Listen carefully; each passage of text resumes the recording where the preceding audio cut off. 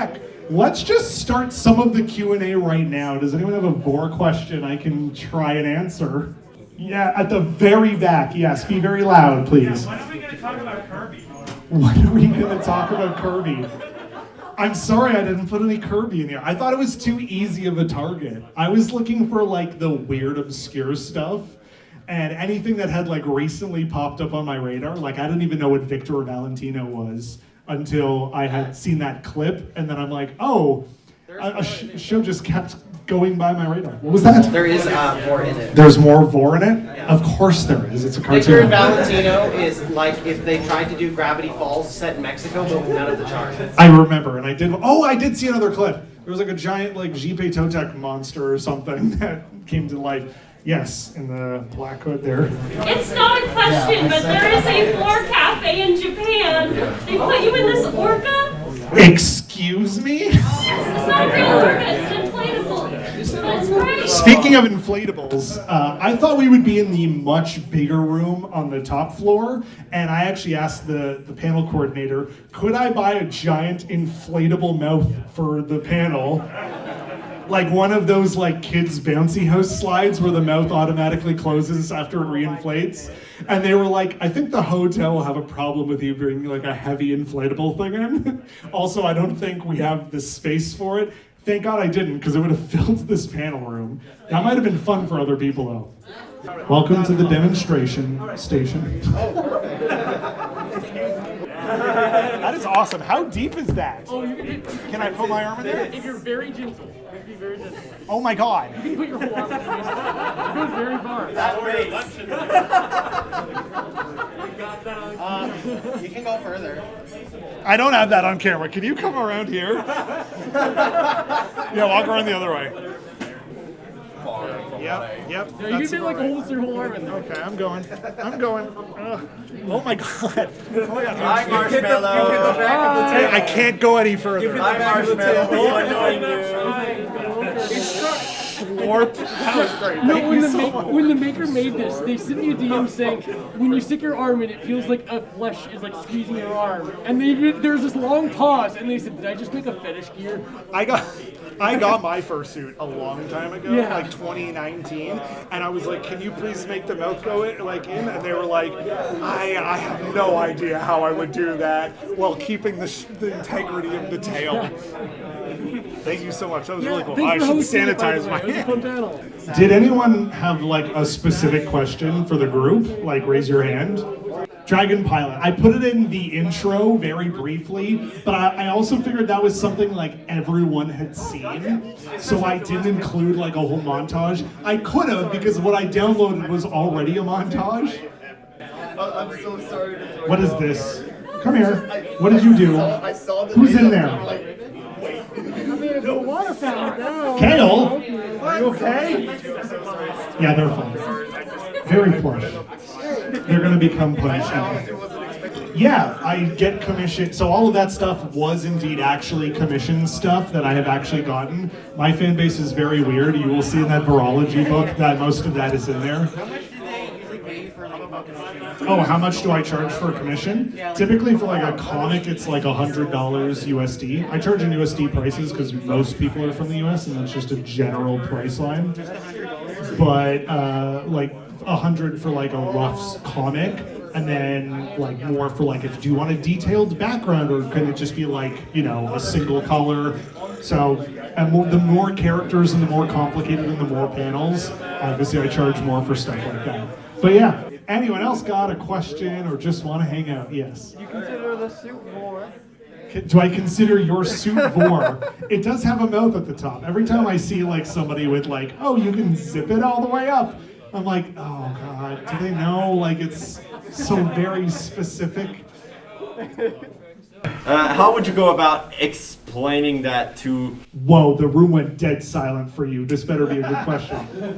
Welcome everyone to the important question. Yes. How would you go about explaining that to the normies. Because explaining that to furries is kind of like, well, There's- welcome to another Okay, kid. so there's a I certain- wasn't joking when I said that my dad has asked me why. When I made a Dr. had Seuss that too. parody book called The Vormalump, which is like, what if the Cat in the Hat showed up to your house and was like, hey, you want to learn about Vore? Let me demonstrate on you. And so my dad pulled this book off my bookshelf, and he's like, before I can say anything, he was already like flipped through it, and he looked at me, he's like, Tyler, what is Vore? And I'm like, okay, what does carnivore mean? And he went, okay, I don't want to know anymore. But seriously, none of my family ever asked me about that shit. They just know that I do like adult comics. They don't check them out. They don't read them. They don't support any of my Kickstarters or anything. Occasionally, they will just go, how's your comics thing going? And I go, really well. And they go, that's good. I'm happy for you. And that's the end of the conversation. I just went to a wedding for my cousin, and everyone at the table, I was like, oh, so what do you do? What do you do? And they were all like, oh, I do this. And no one asked me what I did back, which was one, rude. Or two, someone's like, don't ask Tyler what his job is. I'm an 18 plus Twitch streamer. My 18-year-old cousin found my Twitch stream, and she was the first person to mention the Vore word. Should I be worried? No. I mean, if you're over the age of consent, you can do whatever you want, and I'm not going to say anything. I know a lot of Twitch streams have banned the word Vore. It's funny. It's funny. Some people, like, even putting a 0 instead of the O, they've banned that too, just because, like, it is a technically, a completely adult situation more than just describing the act of it. And it probably makes some of those people uncomfortable. God, the amount of times I've also watched a movie or TV show and Vore happened in it, my partner turns to me and I'm like, what? It's not like I did this. And he's like, you made me aware of it. I was ignorant before. But yeah, should you be worried? I mean, I don't know. People are normal. Some people are normal. Most She's people are 18, normal. she already has a persona. I feel like she's seen the internet. Like I said, it's everywhere. You're not going to be able to escape it. And like, I have 2 nephews, and I'm like, no doubt at some point they will eventually see my comics, and they will probably have seen movies and TV show where that kind of stuff happens. I've also seen there's an amazing video. They did a Dark Souls Vore tier list, and they. If you haven't seen it, it's a guy talking like completely earnestly, but I think like self-aware of the video he made, and it sounds like a typical YouTuber top 10 list. He's like, yo guys, what's up? It's your boy, blah, blah, and we're gonna be counting down the top 10 mounts in Dark Souls. Number 1 is this thing. Oh man, what a good chopper this has. This goes in the D tier though, because it's too choppy for my taste. And I'm like, does he know what he's doing? Anyways. What is my favorite thing about Vore? Oh my god, it's everywhere. Do you mean my favorite type of Vore or just in general? I grew up with Goosebumps books, and almost all of them have had weird slimy shit in it, and people being absorbed and eaten and whatnot. So, like, I found Vore by constantly looking up just like on DeviantArt, like characters covered in goo, and I'm like, oh, that's Hiccup from How to Train Your Dragon. Oh, hey, this thing is adjacent to my interest, and then I was like, oh no, this is now my full-out interest, and the other thing just is part of it. So yeah, like I think the whole slime aspect of it and the gooey blobbiness and everything, that's the stuff that got me into that. And those are my favorite aspects of it. What a weird thing to talk about in front of a huge room of people. Sorry, I was so overwhelmed when I walked back through and I'm like, there are so many people here. Yeah. Do you remember what's the first thing that you saw that you're like, Monster Blood, the Goosebumps book about the green slime that grows every time it eats something. That and the cover of the Goosebumps book, Beware of the Purple Peanut Butter, which is one of those choose your own adventure Goosebumps. It's like a guy in a sandwich covered in purple ooze, and he's like reaching out, and I'm like, by the way, that doesn't happen in the fucking book. And I'm like, how dare you? There's not even because it's just about purple peanut butter that makes you grow or shrink because it's technically Monster Blood. That's his universe. But yeah, it was those 2 books. Also, Shocker on Shock Street, where the kids are in like the kind of immersive haunted house attraction, and there's a whole chapter just gratuitously describing how they're sinking in quicksand and how mud monsters come out to pull them down and under.